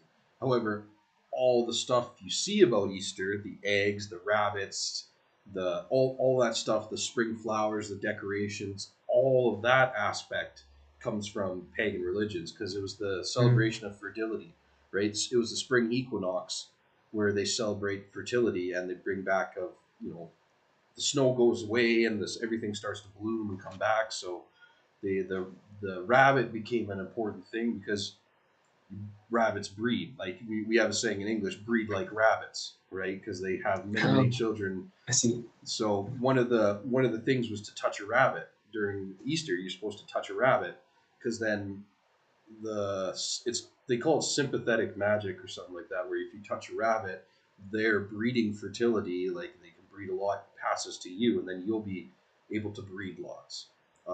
And then Mm. same thing with the eggs. The eggs is to symbolize new life because a chicken, with egg, it's new life, right? So you want the eggs and you hunt the eggs because you're hunting for new life. You want your women to be fertile, um, and then the whole decorations of the spring and all that is just to bring about the light and the joys and the, you survive the deathly winter. Now you celebrate the rising spring and the rebirth. So yeah, most of Easter is still a pagan celebrations. Yeah, and also Abrahamic religions very same because Muslim we Muslims have like Fridays as sacred days, saint days of the week, and Jews they all have their own Sabbath on Mhm. some Saturday, and you Christians have your Sunday, right? Mhm. Uh, it's really crazy that they all look and same Mhm. because Well, and then here's the days of the week, right? Monday, Tuesday, Wednesday, Thursday, Friday, Saturday, Sunday. yeah, Monday is the moon's day, the day of the moon, so celebrate for the moon goddess. Tuesday is Dienstag, the servant's day. The servant's day was, I forget which god, but it was another god that it was representing, right? It was the celebration of another pagan god. Wednesday, um, I forget who Wednesday is again. I think Wednesday is Odin, actually, in celebration of Odin, and or the equivalent of Odin in the Germanic myths and Celtic also myths. each day stands for A the god, god, right? yeah, yeah, Oh, god. for God. Thursday is Thor's day, right? The god Thor. We all know Thor from the Marvel Oh, movies. I see right now. Yeah. Yeah. Well, in German, it's Donnerstag, right? Donnerstag, which is Thunder Day, which is again, Thor was the god of thunder, right? Friday was then Freyr's Day, right? Freitag, Freyr's Day, right? Which was another god. Um, Saturday was literally it's the only one that we took from the only one that English took from the Romans was in the celebration of Saturn, which Saturn was a god, or Saturnilla was one of the gods or goddesses in the Roman pantheon, and so we took Saturday from that. Mm, And then Sunday again was the from for the soul sun, the goddess of the sun, and that's where Sunday comes from. So Sunday is the goddess of the sun, which is why it's the start of the week in the Germanic um, calendars, right? Because if you look at Orthodox calendars, Slavic calendars, Monday's the start of the week, right? Yeah, Monday's the start of the week, and Sunday's the end, right? Yeah, yeah. yeah. Sunday's the end. And in Germanic calendars, like English, German, all that, Sunday's the start of the week, and Saturday's the end. I see. And so It's interesting. Sunday's the I day didn't of know the that. sun and the fertility and the blessing and the awakening. And then Monday's the moon for the hunt, because the moon is usually symbolized by the god of the hunt and hunt learning and healing. The sun is usually divination, wisdom, and fertility. Mhm.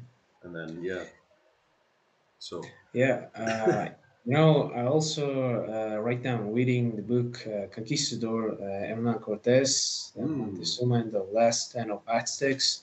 I just digging deep into this book. It's really amazed by this book. And in this book, they depicted this old Aztecs religions. It's really crazy because they also were pagans. Yeah, of mm, course. They would cannibalize, sacrifice people mm-hmm, to gods, and in order to conquer the Mexico, Hernan Cortes and his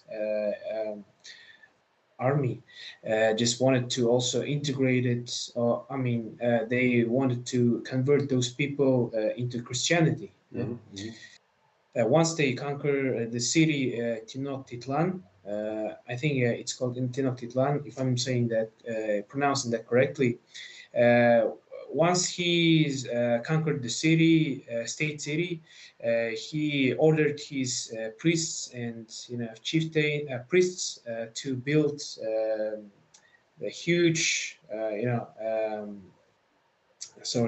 the cross, the huge cross. uh-huh, Yeah, in order for them, for people, local people to convert, and those people were really, interested and very curious about that religion.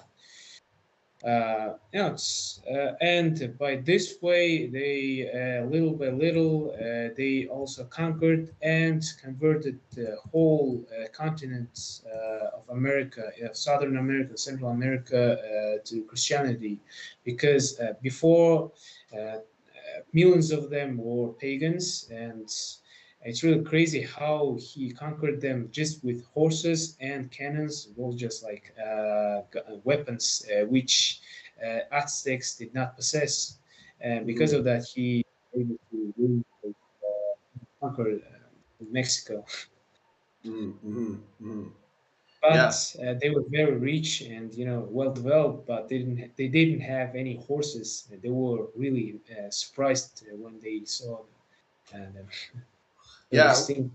Well, and that's where you look at like empire collapsing. When you want to take out an empire, you take out their religion first, right? The Roman Empire built its entire empire on its Roman religion, Roman mythology, and then the Christians undermined their religion, and then not too long afterwards, the Roman Empire fell apart, right? Oh, yeah. So when you start when you undermine the peoples, because nobody dies for 1 + 1 = 2. Who cares if it's the truth or not, right? What everybody will sacrifice themselves for some spiritual religion, right?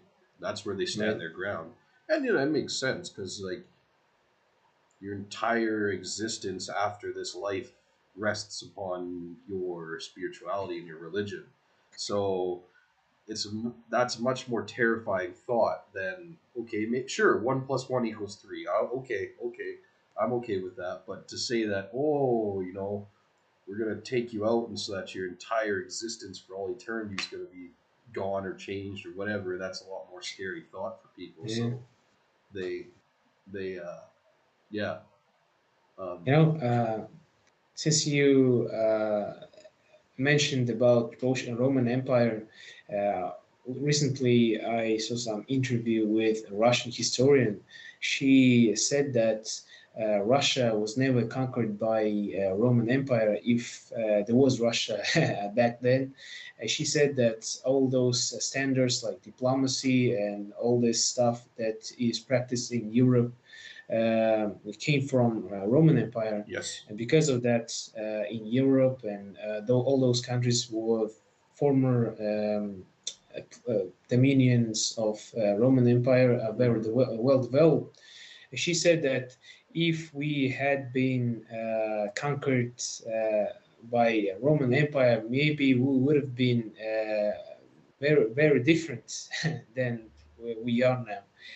I don't know how to say about that because it happened, thousand years ago. And what do you think about it? Do you Um, think it would be I different?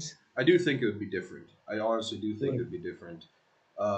Because Rome abandoned spirituality for materialism, right? mm, Whereas Russia, the Nordics, Germanics, because Rome didn't capture the German colonies either, right? So they captured some of the Germanics, but not like the hardcore Germanics, North Germanics and East Germanics. They never captured them. Um, so I think you, yeah, I think if Rome did, they would have brought materialism, but then you would have lost spiritualism, right? And you'll see it. You see this today. Like you go to an Orthodox Russian, there's so much. They're so hard to get rid of their faith, right? yeah, But exactly. you go to a Christian in America, it's a lot easier to get rid of their faith. They're much more easier to say, oh, okay, yeah, sure, I'll change my faith to accommodate you, just so that I can keep my money, so I can keep my house, so I can keep my things, right? They're much more accommodating, and you see that in Europe as well. They're much more accommodating with their faiths, and I think that stems from the Roman materialism, right? Yeah. Yeah, also USA, US, they don't have their own official religion yet, if I'm not mistaken. I don't know. Maybe we can quickly Google that. Because Russia's official religion is Orthodox Christianity, if I'm not mistaken. Yes, I think because we call it a state religion, right? Is that sorry? A state religion. State religion. Yeah. Oh. Oh no, it says that Russia's main religion is Orthodox Christianity. However, other religions such as Catholicism, Islam, and others are professed as well. So yeah, but it's fair to say because Russia is not only comprised of Russians, there are tons of nationalities in Russia. People think that like Western or foreigners would think that Russians only live in Russia. Like Yeah. you know what I'm saying, right? But they just forget about those Yakuts or Caucasian people like Dagestanis, like Mm-hmm. Chechens, Hmm. or Tatars, all other nationalities. Like they because there are Russian Federation is they have all these republics inside of it, like Tatarstan, like I said, like Hmm. Dagestan, or Chechnya. It's people, many people are delusional and uneducated about like when it comes to foreigners. I mean, Yeah, yeah, yeah, yeah. and yeah, Well, and here's the crazy thing. I showed on the video the religion of America. Now I'm showing Russia, and yeah, 41% Orthodoxy, 6% other Christians, 6% Muslims, 1.2% neo pagans, 0.5% Buddhists, 0.7% other religions, and then 25% believers but not adherents of any particular religion. See, I would say that's probably your Siberia, right, where shamanism is, and they like the Yakuts and yeah, the Tuvlam and all that stuff, right, where they mhm, have they held on to their old religions of shamanism and things like that, but they're not considered a pagan religion, and they're not considered a religion to some degree, right? It's a spiritual worship. So, and then there's only 13% atheism in Russia. So a lot of the Western world thinks Russia as like atheist because of the Soviet Union and all that stuff. So yeah, exactly. it's You yeah. know, because of that religion it was prohibited, many people in my country, in older generation, they had to conceal their religion because during Ramadan month, we have to fast as Muslims. Mm-hmm, It's like obligatory thing, mandatory among mm-hmm, Muslims. I heard from my father that his parents, like my grandparents, would fast, and conceal this from the neighbors or all other outsiders.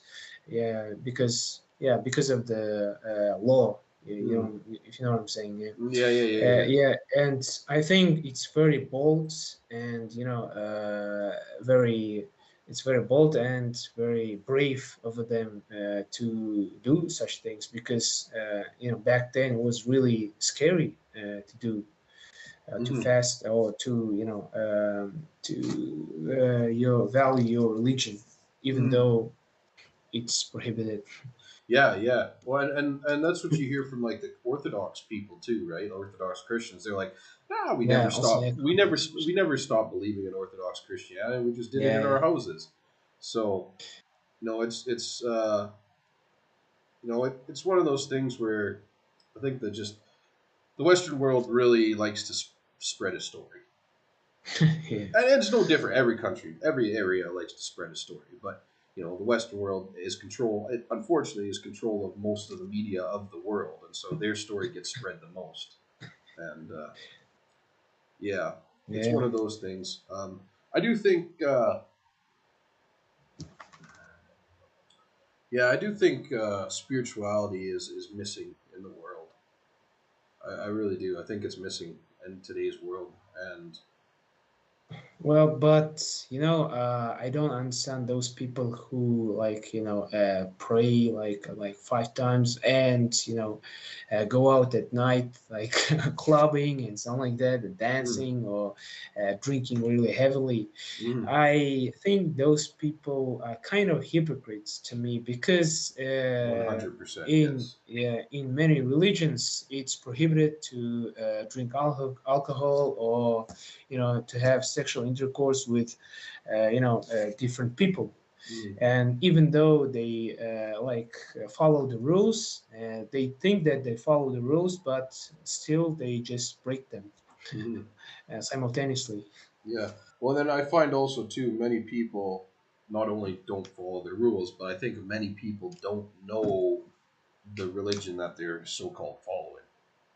Right? Yeah, Like a lot of exactly. Christians say they know things about Christianity, but it's like, well, read the Bible, and you'll find that a lot of things they talk about is not in the Yeah, exactly. Bible. Right? Like the whole rapture thing. Like I don't know if you hear about it in there, but the rapture idea where we all get sent up and God burns everybody else and the saviors go up and everything like that. The rapture is written in the Bible, but the way that everybody pictures it today was only brought about because of a book called Left Behind. The Left Behind series from evangelical Christians wrote a book that was mostly a fiction. It wasn't really a Mm. nonfiction book. It's mostly a fiction book to sell stories, and that became the because it was written in the '80s, if I'm correct. I can't remember, but if it was written in the '80s, and that became the image of the rapture. So now, if you talk to any Christian about the rapture, they have that image of Left Behind, which is not in the Bible, Mhm. I right? see. So it's like, and like hell, hell isn't in the Bible. Jesus never talked about hell in the Bible. Yet every Yeah. Christian's like, oh, hell, you're damned, life, blah, blah, blah. It's like, well, Jesus, the man himself that we're supposed to be following, never talked about hell. He talked about Gehenna, which was a physical place, but not hell like our spirits is going to suffer for all eternity. So why did No, this it's not. It's not described in Bible. no, That it's not. like. Not it is described in other areas of the Bible, but Jesus himself never described hell. And when you read Oh. Revelations, which is the biggest proponent of hell, um, what happens is you don't suffer for all eternity. The devil, the Antichrist, and the fallen angels, the demons, go suffer in the lake of fire for all eternity, and everybody else that doesn't follow gets annihilated. Like the atheist view of the afterlife, where it's just blackness for all eternity, like you're I no see. longer existent. But all the people that believed in Jesus go up to heaven and they live eternally, right? So that's Mm. kind of like the main view of hell of the afterlife in Christianity. But when you ask a Christian, oh, if you don't believe, you're going to be damned and suffering in hell, and it's like, Even though they don't know ah, the full story, right? yeah, exactly. Yeah. So it's one of those things where it's like you guys got to read your book, and I know it's everywhere. It's in Judaism too. There's people that don't know the Tanakh. Yeah. It's in Islam. There's guys that speak about Also, I Islam. gotta confess, I don't know the full content of Quran. You Exactly. know, So I've never read it, so so I there's cannot tell you those things, yeah. So facts. that's just it, right? And so I Yeah. find it interesting that people. That's why I'm trying to. I'm on my own personal research right now is to find. Um, do people actually believe in spirituality and God or gods, right, depending on their religion, or are they just in love with their religion, Mm. right? The practices of See. their religion, the customs of their religion. Do they truly believe in the spirituality, and do they truly believe in how the ancestors used to view this religion, or do they just believe in the religion itself, right? And I find Yeah. that very hard today because most people, when you start talking to them, most of them just love the religion, or that's what it seems like to me is they just love their religion. Yeah. Exactly. Well, yeah. Some people also, believe in their religion because, uh, you know, once they once they suffer. because before they wouldn't practice it, but once they see bad things, or experience suffering, they just would all convert to many religions, and pray really hard to God. Mhm. But before, they wouldn't even practice it.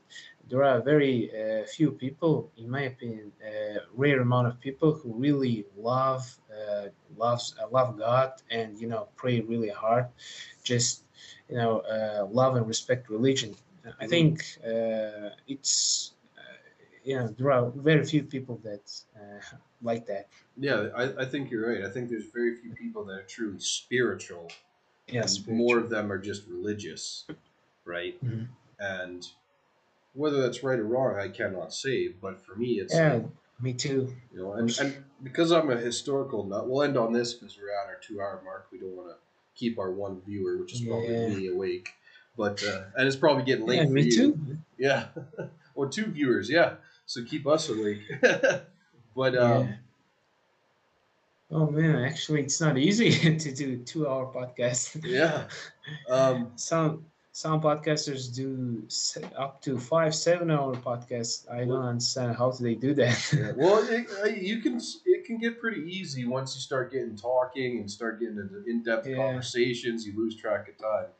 But we'll end on this. For me, Actually, and I also lost track of time. yeah, It was yeah, really interesting. it happens. It happens. Yeah. Yeah. So, but for me, it's because I love history and I love language and I love the history of language and all that stuff. For me, I find it hard when people go back and they say, well, a newer. I have a hard time with a newer religion, right? Because it's like, if the religion is true, then going back further in time would you bring you closer to the truth, right? Yeah. So, Right. if, for example, Scientology, which is considered a religion, is an absolute nutcase because it was invented like in the 70s, Yeah, and it's like, exactly. how Also, don't understand those yeah, religion. If yeah, it's fair to call it religion. yeah. Well, and then there's like Wicca. Wicca is a new thing. I know Wicca tries to tie itself into ancient roots, but it doesn't really follow any major ancient roots, right? Which is, Wicca's a pagan religion. I think, they're fair to believe it if they want. Same with Scientologists. But for me, it's like, how can you follow something that's, Well, it's not. called, isn't it? It's Sorry? called. It's a cult. Well, a cult is a different word. A cult means you're just a follower of some kind of group. A cult, the OC is what is the bad term for a cult. But Wicca is not a cult. It's actually identified as a pagan religion. Um, Mhm. and So- it doesn't follow any. They try to mimic some of the ancient stuff, but they don't really do it. Like, if someone said, "Oh yeah, I'm a Norse pagan," I'd be like, "Okay, well you're following some kind of an actual religion that was a while ago." Or if they say like, "I'm a Hellenist," which is the Greek gods, it's like, okay, well yeah, that's an old religion, right? But and so I understand that because it's like it comes from a long time ago, so you're going farther back in time, so you will be closer to the truth, right? But then Right. here's the issue for me is that if you trace back every religion, the oldest religion in the world is animism or shamanism, what they do in Siberia. Mhm. So that goes back like 20, 30,000 years. That's the farthest records we have. The next closest religion for any of those records is Indo-Europeanism, which we just generalize Indo-Europeanism, and then after that is the Hinduism, right? And so those are like the three oldest religions, and then there's a big gap between that and the next religion of Hellenism, right? And so, like, the Abrahamic faiths are quite young comparative. The oldest archaeological evidence we have of the start of the Abrahamic faiths is 600 BC, right? So, and then from Judaism came Christianity, from Christianity and Judaism together came Islam, right? And so Right. So the Abrahamic faiths are from at 600 BC. Hinduism is 2200 BC. Sumerian is 4000 BC, or no, sorry, 2600 BC. Um, Indo-Europeanism is around 5000 BC, and then shamanism goes back 20,000 years, like to 20,000 BC, right? So for me, it's hard because I'm like, well, if they're going back far enough, then it's hard. Because it's like, wouldn't that be more accurate? Wouldn't they be closer to the absolutely. gods? So it's a It's a difficult whole one. rabbit hole.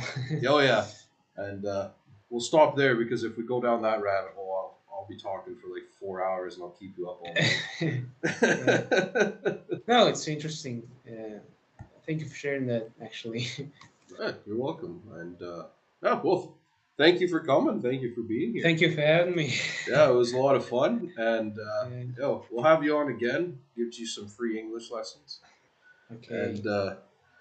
and yeah, we'll have you on again, and then my dad will have many questions for you, so be ready for Okay. that. But I'll be honored. Thank you.